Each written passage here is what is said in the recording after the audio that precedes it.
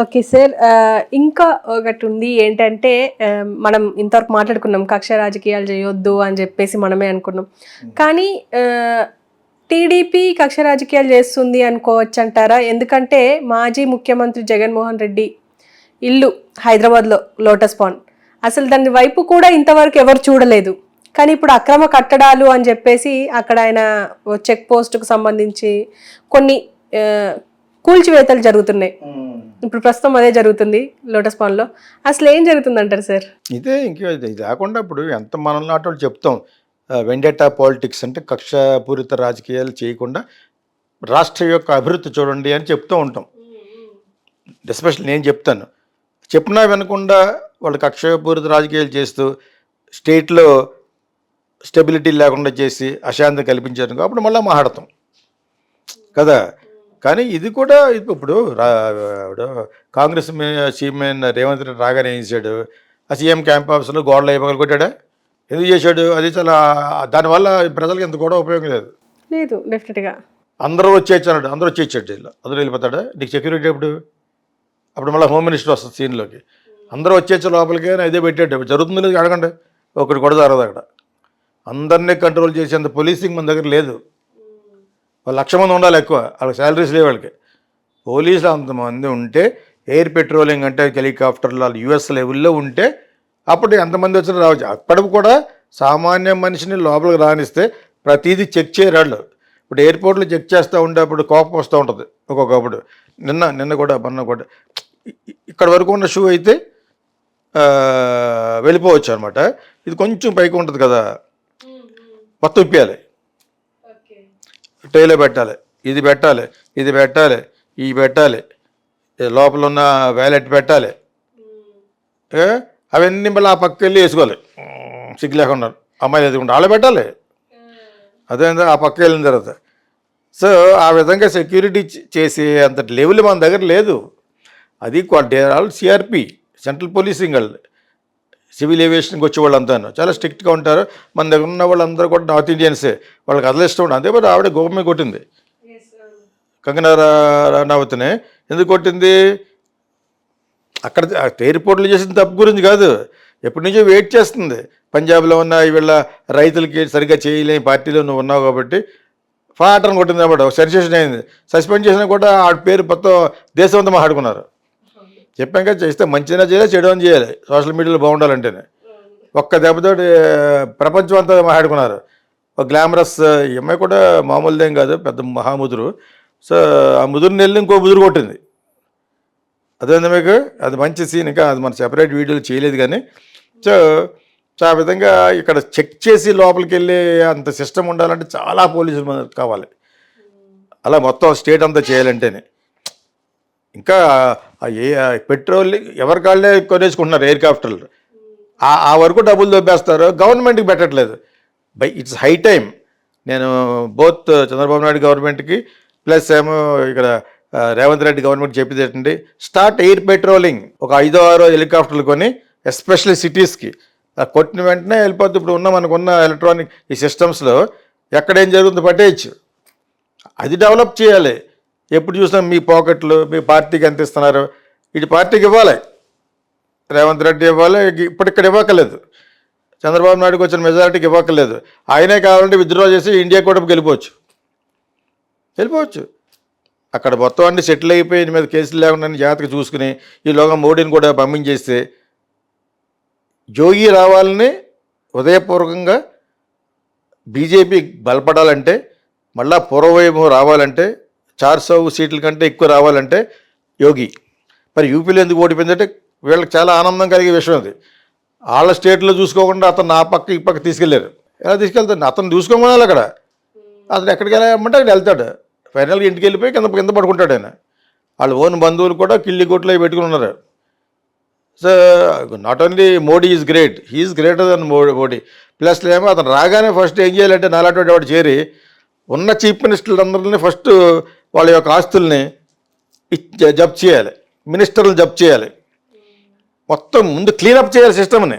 వీళ్ళు అనుకున్న రాజ్యాంగం మార్చినా కూడా మార్చడం లేటి వీళ్ళ స్వార్థం ఉంది. అమిత్ షాను మోడీ స్వార్థం ఉంది, తప్పది. Are you trying to make it like Hitler autocracy is democratic country. అలాగే ఎలా చేస్తారు మీరు? ఎలక్షన్ లేకుండాను మీరెవరు చేయడానికి అన్నాను, మీరిద్దరి గురించేనా? ఇదన్నా చైనా మావోలాగా? It can never happen that. చెప్తూ ఆర్ఎస్ఎస్ ఇప్పుడు కంట్రోల్ తీసుకోవాలి, ఆర్ఎస్ఎస్ని ఓవర్టేక్ చేస్తున్నారు వీళ్ళు. ఆర్ఎస్ఎస్లో ఆయన భగవత్ అన్నారు, ఆయన అదే అన్నమాట. ఇది ప్రతిపక్షం ఈజ్ నాట్ విరోధ పక్షం అని.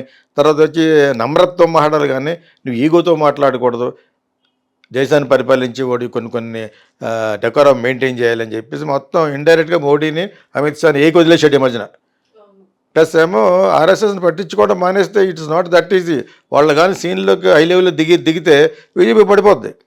వాళ్ళ మాట విని తీరాలి. వాళ్ళు ఎక్కడా అంటలేదు ముస్లింకి చేయొద్దని, వీళ్ళు గొరిగించుకున్నారు వీళ్ళు, అమిత్ షాను మోడీని. RSS is not telling Muslims తప్పు చెయ్యి, అది ఎక్కడ అంటలేదే. వీళ్ళకి ఎంతకంటే ఘోరమైన విషయం ఏంటంటే అయోధ్యలో ఓడిపోయారు అన్న. అవును, అన్నింటిలో చెప్పేస్తారు ఒక్కొక్క పాయింట్. మరి రాముడు ఎందుకు రక్షించలేదు, అక్కడ పెద్ద కాంట్రవర్సీ. రాముడిని ఇతను చెయ్యి బట్టి తీసుకెళ్తున్న పోస్టర్ వేశారు. అది you are more than Rama, నీ దగ్గర రాముడు చిన్నోడు అయిపోయాడా అని ఇప్పుడు జరుగుతుంది కాంట్రవర్సీ. ఆర్ఎస్ఎస్లో వచ్చింది ఈ point. How can you portray yourself that you are the main god and the next to you is Rama? ఎవడిచ్చాడా కాన్సెప్ట్ అసలు నీకు? ఆ పోస్టర్ని నువ్వు పాపులర్ చేయడం అసలు రోడ్ల మీద కానీ ఎక్కడ కూడా. ఇప్పుడు అన్నా క్యాంటీన్ ఉంది, అక్కడ వేయకూడదు. నేను ఎన్టీ రామారావు బొమ్మ కానీ చంద్రబాబు నాయుడు బొమ్మ కానీ. మొత్తం అన్నింటిలోని జగన్ బొమ్మ తీసేయాలి, అన్నింటిలోని చంద్రబాబు నాయుడు బొమ్మ తీసేయాలి, అన్నింటిలోని మోడీ బొమ్మ తీసేయాలి. ఇప్పుడు చంద్రబాబు అదే క్యాంటీన్ పెట్టారు, దాన్ని బట్టి ఎన్టీ రామారావు బొమ్మ ఉంటుంది. ఎన్టీ రామారావు ఆస్తి ఇస్తున్నారా? ఎందుకు పెడుతున్నారని పేర్లు పెట్టి Andhra Pradesh food scheme and economical rates. సామాన్య క్యాంటీన్ పెట్టండి, కామన్ మ్యాన్స్ క్యాంటీన్. నేను వెళ్తాను కాంగ్రెస్కి వెళ్తే అక్కడ తింటాను, అందరూ తింటారు. For an example information, I went to Bhuvarahaswamy temple in Karnataka, Kalhalli అని. అక్కడ డైనింగ్ హాల్ ఒకటి ఉంది. ఈ 3 సార్లు వెళ్ళి చూసుకోలేదు. ఒక అమ్మాయి పిలిచింది నాకు లాస్ట్ టైం. మా అమ్మాయి నేను తీసుకెళ్ళింది లోపలికి వెళ్ళి భోంచేయమంది. యాక్చువల్గా తనకు ఆకలేస్తుంది, అది ప్రసాదమా లేకపోతే భోజనమే, వెళ్ళి తినండి అంది. అవునా అన్నాను. అయితే అప్పుడు ఆల్రెడీ డ్రైవర్ తినేసి వెళ్ళిపోయాడు. నాకు చెప్తే నేను తిన్నాను అనుకున్నాడు అన్నమాట. ఏమో తిన్నాను అనుకున్నాడు, కన్నడ అతను అనుకున్నాడేమో. బట్ ఈ అమ్మాయి చెప్పిన వెంటనే లోపలికి వెళ్ళాను. వెళ్ళి అక్కడ భోజనాలు రేట్స్ అయ్యి ఉన్నాయి, టికెట్లు కాదు, డొనేట్ చేయొచ్చు అనమాట. నేను అడిగాను 10,000 ఇస్తే 20,000 ఇస్తే ఎంతమందికి పెడతారు, ఎన్ని రోజులు పెడతారంటే అదంతా డీటెయిల్స్ ఎవరు ఇస్తారని చెప్పి నాకు ఆ నెంబర్ లైన్ ఇచ్చారన్నమాట. ముందు మీరు భోంచేయండి అన్నారు. ఆ స్టీల్ ప్లేట్స్ పెట్టేసి ఉన్నాయి, తీసుకుని I at beautiful sambar and curd rice. మన ఇష్టం వచ్చిన అవి ఉండవు. ఈ చాలదండి, మధ్యాహ్నం ఏం తింటారు మీరు? Sambar rice, curd rice. ఆ విధంగా వీళ్ళు 10 రూపాయలకి 20 రూపాయలకి 50 రూపాయలకి పెడతారు కదా. మన ఇప్పుడు ఎన్టీఆర్ క్యాంటీన్ అండి అది. నేను I'm not against, I'm a fan of NTR, అది వేరే విషయం. మళ్ళీ ఏం చెప్తానంటే, ఇప్పుడు ఇక్కడ ఎగ్జిస్టింగ్లో ఫ్యాన్ ఎవరంటే నాకు రామోజీరావు గారు, ఫిల్మ్ సిటీ కట్టాడు కాబట్టి. వేరే ఫేవర్ ఆయన దగ్గర నుంచి ఆశించలేదు. ఆయన సినిమా చేయమన్నప్పుడు కూడా చేయలేకపోయాను, మా ఇద్దరు కుదరగా. ఓకే, అది పక్కన పెట్టినప్పుడు స్టిల్ ఐఎమ్ ఏ ఫ్యాన్. నేను మార్గదర్శిని ఒక 2-3 సంవత్సరాలు నేనే సపోర్ట్ చేస్తాను. One of the best company అంటున్నాను. మొన్న కూడా మన దాంట్లో చెప్పాను, వెతుక్కుంటే ఉంటుంది మీకు. రామోజీరావు గారి గురించి చెప్పినప్పుడు ఎందుకన్నాను, వాళ్ళు దాన్ని మిస్యూజ్ చేశారన్నారు. పెట్టుబడి నీకు ఎలా చేస్తే నీకు ఎందుకు? Customer is happy. ఒక్క కస్టమర్ కూడా అన్హ్యాపీ లేడు. కావాలని వైఎస్ రాజశేఖర రెడ్డి అతను పక్కన ఉన్న చెంచాలు వీళ్ళంతాను, ఉండవల్లి అరుణ్ కుమార్ వీళ్ళందరూ అతను పెట్టి వేయించాడు. అలాగే నేను ఇద్దరు ఫ్యాన్ ఏంటంటే, ఒకటి రామోజీరావు గారి ఫ్యాన్, ఎన్టీ రామారావు గారి ఫ్యాన్. అది స్టూడెంట్కి ఎవరి సినిమా చూస్తే ఆయనే, దాని తర్వాత సోమబాబు కృష్ణ, నాగేశ్వర గారి. మీకు అర్థమైంది? నలుగురే ముందు వాళ్ళిద్దరు, వాళ్ళ తర్వాత కృష్ణ సోమబాబును. మీకు అర్థమైందే? పాటల్లో ఎన్టీ రామారావు అంటే ఎందుకు ఇష్టం అంటే ఆయన డైలాగ్ డెలివరీ అది చాలా సరదాగా ఉండేది నాకు. So who is not NTR fan? Everybody is fan. ఇప్పుడు ఆయన పేరు పెట్టాను, నేను బాధపడలేదు సుమ్మా. ఆ ప్రాక్టీస్ వద్దంటున్నాను. Do not put politicians names unless they are very, very generous people like Abdul Kalam. మీకు అదందే? Lal Bahadur Shastri, simple man. స్వామి వివేకానంద, సర్దార్ వల్లభాయ్ పటేల్ అవి చేశారా పర్లేదు. Not everybody. మీకు ఎవరు అవసరమైతే వాళ్ళ పేరు పెట్టేస్తున్నారు.